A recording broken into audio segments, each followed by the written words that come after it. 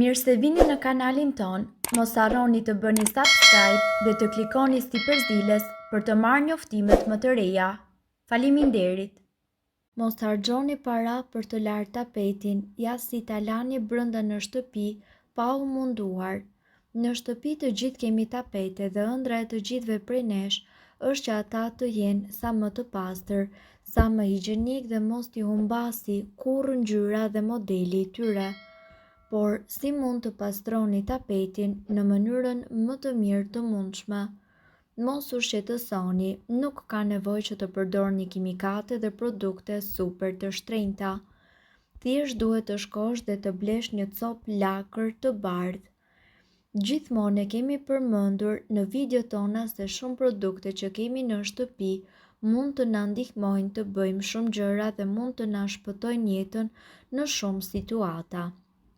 Në video tona ne ju kemi treguar se si të pastroni frigoriferin dhe ndërsa sot nuk mund të rrim pa ju treguar këtë truk se si ju të pastroni tapetin tuaj. Një nga punët më të vështira për secilin nga ne është shkundja e tapeteve apo larja e tyre. Në shumicën e rasteve ne harxojmë shumë para për të patur tapet sa më të pastër. Madje disa prej nesh kanë bler tapete shumë të shtrenjtë dhe larja e tyre kushton shumë, ndaj edhe sot kemi vendosur t'ju kursejmë sa më shumë lek. Tani kemi zbuluar një stil apo një mënyrë që e bën shumë të lehtë pastrimin e tapeteve. Gjithçka që juve do t'ju nevojitet është një kokër lakër. Si ta bëni? Priteni lakrën në 2 copa të barabarta në një dërras. Vendoseni tapetin tuaj në një sipërfaqe të sheshtë ose thjesht lëreni mbi dysheme, ashtu siç e mbani për ditë.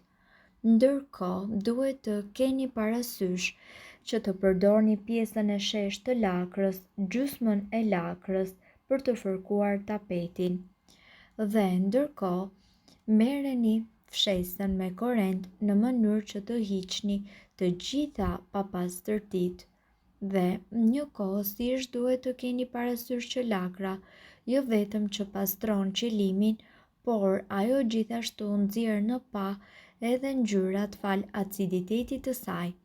Kjo është një metodë e cila është përdorur shumë vite më parë dhe tashmë po përdoret akoma edhe më shumë. Pasi jo vetëm që higjienizon tapetin tuaj, por edhe e ruan atë për një kohë të gjatë si të ri.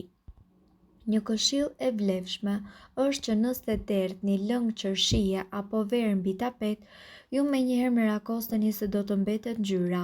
Pikërisht edhe këtu ju vjen sërish në ndihmë lakra. Nëse ju ndodh që ju bie lëng me ngjyrë në tapet, menjëherë duhet që të derdhni ujë të gazuar mbi njollë. Pastaj vendoseni lakrën sipër njollës dhe gjithashtu kjo do të ndihmojë në thithjen e njollës dhe tapeti juaj do të kthehet tërësisht i pastër. Nga ana tjetër, ne këtu do t'ju tregojmë se si ju të hiqni njollat e tapetit tuaj pa shumë mundim. Njollat më të zakonshme të tapetit dhe metodat e pastrimit për secilin prej tyre. Tapeti është një element shumë i rëndësishëm në kompletimin dhe arredimin e shtëpisë, por her pas here ai bëhet pis dhe duhet larë siç lani edhe veshjet tuaja. Por, para se ju ta çoni në pastrim kimik, provoni këto truke. Kripa. Kripa është një element i dobishëm kundër njollave. Ajo thith lagështin nga fibrat e tapetit dhe kjo është e rëndësishme sepse lagështia shkakton dekolorim të fibrave të tapetit. Së dyti, kristalet e kripës kanë veti të buta abrazive të cilat i heqin njollat nga tapeti.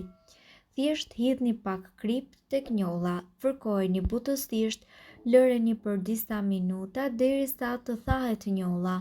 Pastaj pastrojeni me fshes me korrent. Kripën gjithashtu mund ta kombinoni me ujë, sodë ose uthull të bardhë. Detergjent enësh. Detergjenti i lëngshëm me të cilin ju lani enët meriton një vend nderi në kuzhinën tuaj, sepse funksionon edhe kundër tapetit. Hidhni disa pika në ujë të ngrohtë, futeni në një shishe spraj dhe spërkateni me shumicë në zonën e njollosur. Fërkojeni zonën me një furçë ose copë të butë. Ndërkohë, detergjenti i enëve është veçanërisht i dobishëm për të larguar njollat e yndyrës. Mund ta shpëlani lehtësisht duke e përthithur me një leckë të zhytur në ujë të pastër. Shkumëroje. Mund të duket e çuditshme, por në fakt funksionon. Sipas ekspertëve, duhet që të aplikoni shkumëroje në zonën e njollosur. Lëreni për 30 minuta ose gjithë natën. Më pas hiqeni duke e fërkuar me një leckë të lagur. Funksionon shumë mirë për njollat si ato të kafes. Uji i oksigjenuar. Uji i oksigjenuar është një nga metodat më efikase për largimin e njollave nga tapeti. Spërkatni ujë të oksigjenuar në zonën e njollosur. Më pas fërkojeni njollën me një furçë ose leckë. Nëse doni që të përthithet më mirë nga fibrat e tapetit, atëherë krijoni një masë të ujit të oksigjenuar me pak nisë shte ose tartar. Fërkojeni, lëreni të thahet dhe largojeni me fshes me korrent. Uji oksigjenuar gjithashtu dezinfekton dhe higjienizon, kështu që është një pastrues i një spektri të gjerë. Sodë buke. Nëse të veçlit ose kafshët shtëpiake vjedhin në tapet, soda e bukës është aleati juaj më i mirë. Në fillim pastrojeni zonën sa më shumë që të mundeni. Më pas spërkatni sodë buke dhe fërkojeni me një leckë ose peshqir. Pasi të thahet, pastrojeni me fshes me korrent. Soda e bukës jo vetëm që heq njollat, por dezinfekton tapetin. Të njëjtën procedurë mund ta përdorni edhe kur kafshët shtëpiake urinojnë në tapet. Aceton. Në rast se bëhet fjalë për njolla boji, është mirë që të veproni shpejt para se ajo të kthehet në një njollë të përhershme. Dhe produkti më emergjent që kemi në shtëpi është acetoni, thonjve. Lagni zonën e njollosur me aceton. Më pas fërkojeni me një furçë ose sfungjer derisa të largohet. Edhe holluesit e bojrave dhe benzina janë mjete të emergjencës të cilat funksionojnë pikërisht në këtë rast. Ndërkohë, duhet të keni parasysh se për të hequr njollat e tapetit mund të përdorni verën e bardhë dhe sodë buke. Vera e bardhë është armikja e përhershme e verës së kuqe, por në këtë rast ajo mund të bëjë një mrekulli. Hidhni disa lugë sodë buke në një gotë me verë të bardhë. Pasën e krijuar, hidheni mbi njollën në tapet dhe fërkojeni atë vazhdimisht me një furçë dhëmbësh. Në fund, pastrojeni me pak ujë ose thjesht thajni me tharse ose fshes korrenti dhe njolla e verës së kuqe do të hiqet menjëherë nga tapeti juaj. Ndërkohë, ju mund të hiqni edhe njollat e manikyrit nga tapeti duke përdorur uthull. Uthulla e bardhë është e destiluar si një tjetër produkt që ju me siguri e keni në shtëpi, që gjithashtu do t'ju ndihmojë në heqjen e njollave. Lagni njollën me uthull për 10 minuta, pastaj përdorni një furçë dhëmbësh për të pastruar butësisht zonën. Mirë po, duhet të dini, informacionet në këtë video kanë për qëllim të plotësojnë dhe të mos zëvendësojnë këshillat e mikut tuaj dhe nuk kanë për qëllim të mbulojnë të gjitha përdorimet e mundshme, masat paraprake, ndërveprimet ose efektet negative.